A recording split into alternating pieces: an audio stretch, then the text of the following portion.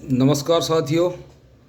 और सबसे पहले मैं आपका बहुत शुक्रगुजार हूँ कि आपने मेरे एनपीएस और एसएवीएफ वाले वीडियो को बहुत ज़्यादा लाइक किया और आप सबको वो पसंद आया। ये वीडियो देखने के बाद मुझे मेरे पर्सनल मैसेज इसमें काफ़ी सारे लोगों के मैसेज आए कि आप R1, R2 और R3 के बारे में थोड़ा और ज़्यादा एक्सप्लेनेशन दीजिए।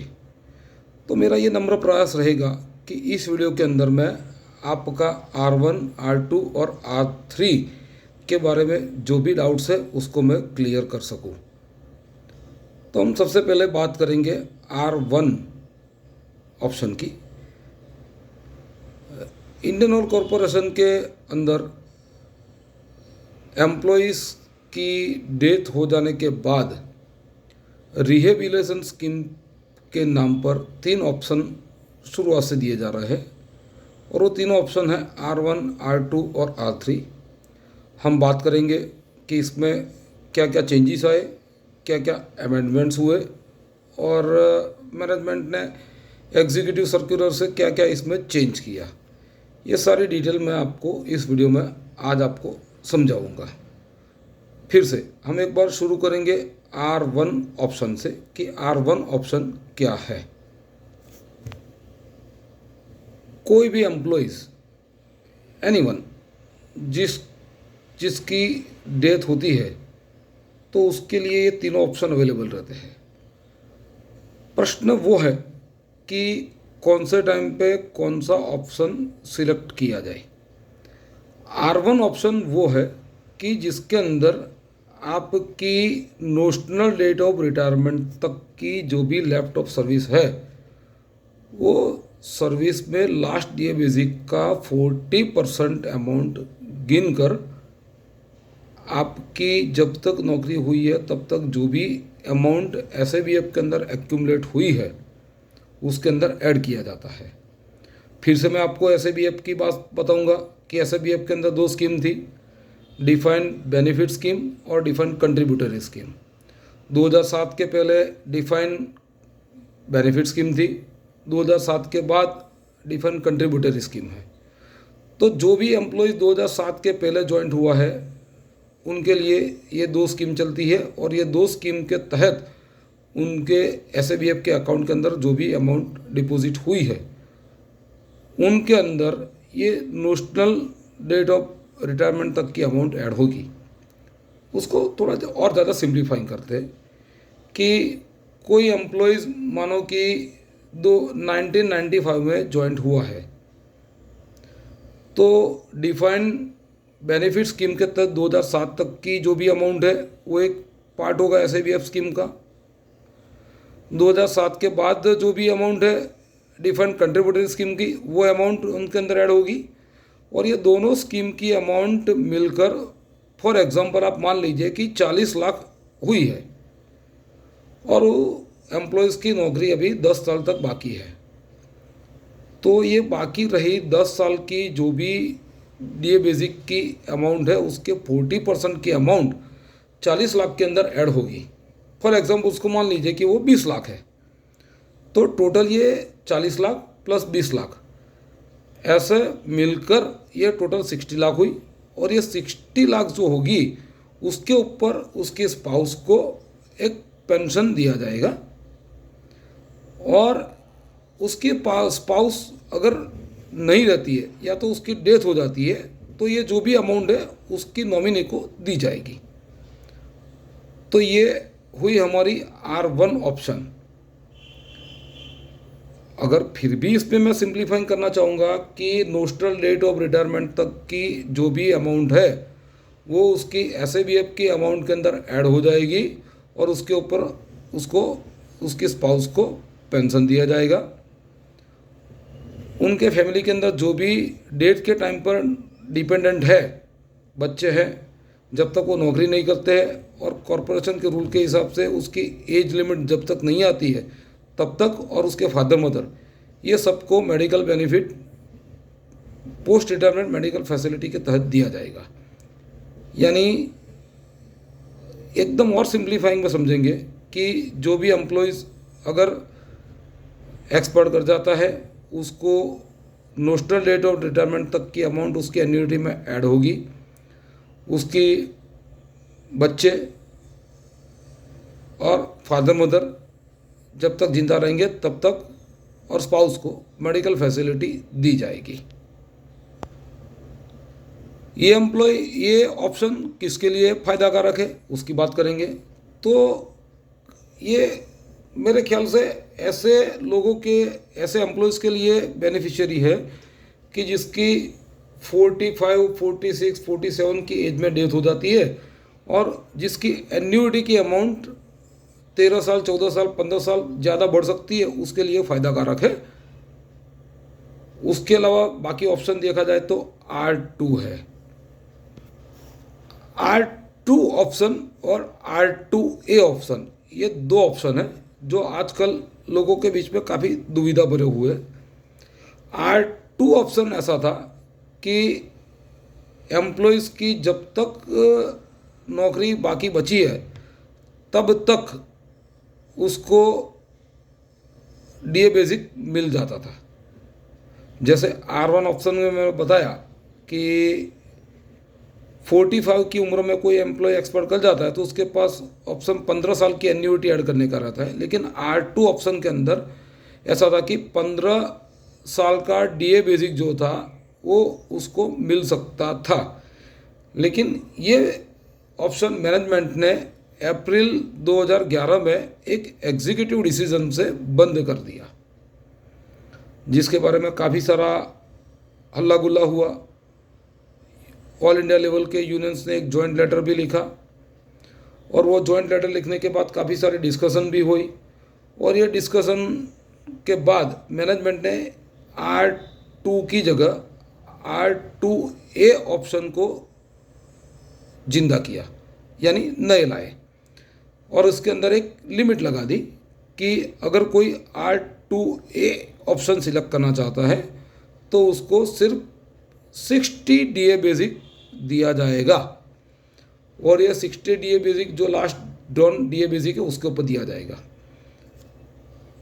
एम्प्लॉयज़ की स्पाउस को वही सोचना है कि उनके लिए कौन सी स्कीम फ़ायदा कारक रहेगी, बेनिफिशियरी रहेगी। अगर कोई एम्प्लॉय ऐसा होता है कि जिसकी डेथ 57, 58 में होती है तो उसके लिए मेरे ख्याल से ये R2A ऑप्शन फ़ायदा कारक रहेगा, क्योंकि उसमें 58 की साल के अंदर या 59 की साल के अंदर डीए बेसिक भी ज़्यादा होगा और ये अमाउंट भी बहुत ज़्यादा हो सकती है। आप कैलकुलेट कर सकते हो, ये ऑलमोस्ट 1 करोड़ के आसपास होती है। उसकी अगेंस्ट अगर ये R2A ऑप्शन की बात करेगा तो बाकी बची हम जो सर्विस है उसके लिए 40% डीए बेसिक की बात करेगा तो उसके लिए ये नुकसानकारक है। तो ये डिसाइड तभी हो सकता है कि एम्प्लॉयज़ की डेट कौन से साल में और कितनी सर्विस बाकी है, उसके आधार पर ही तय किया जा सकता है कि उसको R1 ऑप्शन सिलेक्ट करना है या R2A सिलेक्ट करना है।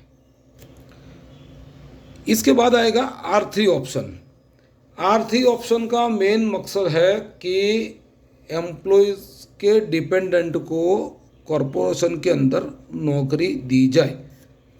और ये एम्प्लॉयमेंट यानी नौकरी कैसे दी जाएगी, तो ये जो भी रिक्वायर्ड क्वालिफिकेशन एम्प्लॉयर यानी इंडियन ऑयल कॉरपोरेशन ने तय की है उसके हिसाब से अगर उसकी क्वालिफाइड है, उनके पास ये क्वालिफाइड डिग्री है तो उसको नौकरी दी जाएगी। अगर कोई डिवीज़न के अंदर ये क्वालिफाइड नहीं है और दूसरे डिवीज़न में क्वालिफाइड है तो भी उसको नौकरी मिल सकती है। उसका एक एग्जांपल मेरे पास है। एम्प्लॉयज़ का नाम मैं जिक्र नहीं करूँगा, गुजरात रिफाइनरी का एम्प्लॉयज़ था, लेकिन उसके बच्चे ने इलेक्ट्रॉनिक्स एंड कम्युनिकेशन की डिग्री हासिल की थी और उसकी डेट 2017 में हो गई एक एक्सीडेंट के दरमियान, लेकिन उसके बच्चे को नौकरी दी गई पाइपलाइन डिवीज़न में। बाकी काफ़ी सारे ऐसे एग्जांपल हैं कि जहाँ रिक्वायर्ड क्वालिफिकेशन अचीव करता है, मैरिड नहीं होना चाहिए। मैरिड अगर होगा तो ये ऑप्शन उसके लिए काम का नहीं रहेगा। अनमैरिड सन, अनमैरिड डॉटर और रिक्वायर्ड क्वालिफिकेशन अगर ये एम्प्लॉय की डेथ के बाद 7 साल के अंदर अचीव करता है तो उनको R3 ऑप्शन के तहत इसको नौकरी यानी एम्प्लॉयमेंट मिल सकता है। अगर इस केस के अंदर कोई ऐसा भी केस हो सकता है कि एम्प्लॉय का स्पाउस का जो बच्चा है वो रिक्वायर्ड क्वालिफिकेशन 7 साल में अचीव नहीं कर पाता, तो क्या होगा? तो इस केस के अंदर इसको R3A गिना जाएगा और R3A के तहत उसको फिर से वंस अगेन R2A की तरह 60 मंथ्स का DA बेसिक उसको दिया जाएगा। तो मेरे हिसाब से आपके लिए ये R1, R2 एंड R3 के जो भी केसेस है क्लियर है। सिंप्लीफाइंग करने के लिए फिर से मैं एक बार आपको समझा दूं कि R1 ऑप्शन वो लोगों के लिए फ़ायदा कारक है कि जिनकी छोटी उम्र में मौत हो जाती है और लंबी एन्युइटी लंबी बाकी रही नौकरी के तहत उनको लंबी एन्युइटी मिल सकती है और ऐसे भी आपका पेंशन ज़्यादा मिल सकता है। R2A ऑप्शन यानी उनके अंदर और कुछ उनको बेनिफिट नहीं मिलता, सिर्फ और सिर्फ एम्प्लॉय की स्पाउस जो है उनको सिर्फ मेडिकल फैसिलिटी मिलती है, बाकी किसी को मिलती नहीं है। और एक तरह से बोला जाए कि R2A ऑप्शन लिया तो कॉरपोरेशन के साथ आपने डिवोर्स ले लिया, उसके वो पैसे लेने के बाद कॉरपोरेशन के साथ आपका कोई लेन देन रहता नहीं है, आपने पैसे ले लिए, मामला ख़त्म हो गया।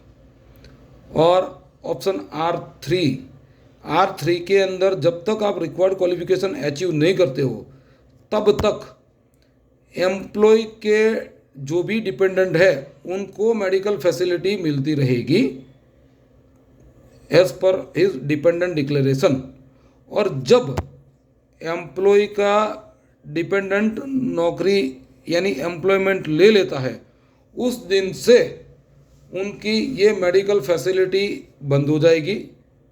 उसको और ज़्यादा क्लैरिफिकेशन करने के लिए बताए तो मानो कि एक्स एम्प्लॉयज़ है और उसने R3 ऑप्शन सिलेक्ट किया और उसके बच्चे ने 4 साल तक टाइम लिया रिक्वायर्ड क्वालिफिकेशन अचीव करने के लिए, तो वो 4 साल तक उसकी फादर मदर अगर डिपेंडेंट में वो जिंदा है तो उनको मेडिकल फैसिलिटी मिलेगी, स्पाउस को मिलेगी।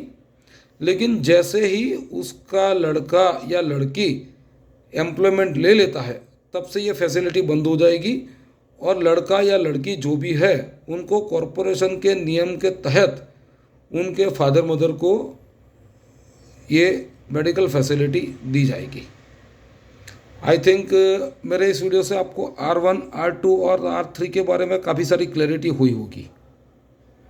इसके उपरांत आपको मैं एक बात बताना चाहूँगा कि रिसेंटली हमने एक सर्कुलर निकाला था और वो सर्कुलर के अंदर हमने एक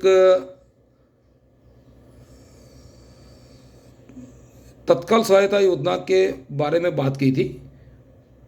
मैनेजमेंट ने, मेरे पास जो इन्फॉर्मेशन है उसके हिसाब से मैनेजमेंट ने वो तत्काल सहायता स्कीम को एग्री तो किया है, लेकिन गुजरात रिफाइनरी और पानीपत रिफाइनरी का ये स्टैंड वो मीटिंग में रहा था कि मैनेजमेंट R2A ऑप्शन के तहत जो भी 60 मंथ का DA बेसिक जो है उसको अगर इंक्रीज करके 100 DA बेसिक कर दे तो किसी को भी ये तत्काल सहायता योजना की ज़रूरत नहीं पड़ेगी। और गुजरात रिफाइनरी और पानीपत रिफाइनरी के कंटिन्यूस एफर्ट की वजह से ऑल इंडिया के सभी unions including marketing, pipeline, AOD सब लोगों ने एक जॉइंट लेटर पे साइन किया और वो जॉइंट लेटर चेयरमैन को 8 दिसंबर को दिया गया है और उसके अंदर ये डिमांड की गई है कि 60 सैलरी जो है उसको बढ़ाकर 100 DA बेसिक किया जाए। ये लेटर इस वीडियो के साथ मैं आपको सामने पोस्ट करूंगा कि जिसमें आप देख सकते हो कि सारे यूनियन ने ये डिमांड की है कि R2A और R3A ये दोनों ऑप्शन के तहत जो भी मिलने वाली अमाउंट है 60 मंथ्स की सैलरी उसको बढ़ा के 100 किया जाए। मैं आशा रखता हूँ कि ये वीडियो से आपका R1, R2, R3, R2A और R3A का कंसेप्ट एकदम क्लियर हुआ होगा। अगर आपको इसके बारे में कुछ भी दुविधा है, कुछ भी कन्फ्यूज़न है, तो आप मेरे मोबाइल नंबर 9978659316 के ऊपर व्हाट्सएप मैसेजेस या तो कॉल करके इन्फॉर्मेशन ले सकते हैं। और वंस अगेन काफ़ी लोगों की कंप्लेन भी है कि मेरा मोबाइल बंद आता है, तो मैं आपसे यही रिक्वेस्ट करूंगा कि मेरा 9426983316 अगर आपके रिकॉर्ड में है तो आप उसको डिलीट कर दीजिए और 9978659316 यही नंबर सेव कीजिए। ये नंबर आपको 24/7 कंटिन्यूस चालू मिलेगा। इसके अंदर आपको मिस कॉल हो गया तो आपको रिवर्ट भी मिलेगा और आपको जवाब भी मिलेगा। लेकिन अगर आप 94 के ऊपर कॉल करेंगे तो आपको ये कॉल बंद मिलेगा। आशा रखता हूँ कि मेरा ये वीडियो आपको पसंद आया होगा और R1, R2 और R3 के ऊपर आपके सारे कंसेप्ट इसमें क्लियर हो गए होंगे। नमस्कार, थैंक यू। और ऐसे ही वीडियो के साथ आपको फिर एक बार मिलेंगे। और अगर आपको ऐसा लगता है कि कोई भी वीडियो की आपको एक्सप्लेनेशन की ज़रूरत है तो आप मुझे टेक्स्ट मैसेज कर सकते हैं, व्हाट्सएप मैसेज कर सकते हैं। तो मैं ये ट्राई करूँगा कि आपको ऐसे ही वीडियो के माध्यम से आपको मिलता रहूँगा। गुड बाय, जय हिंद, जय इंडियन ऑयल, थैंक यू।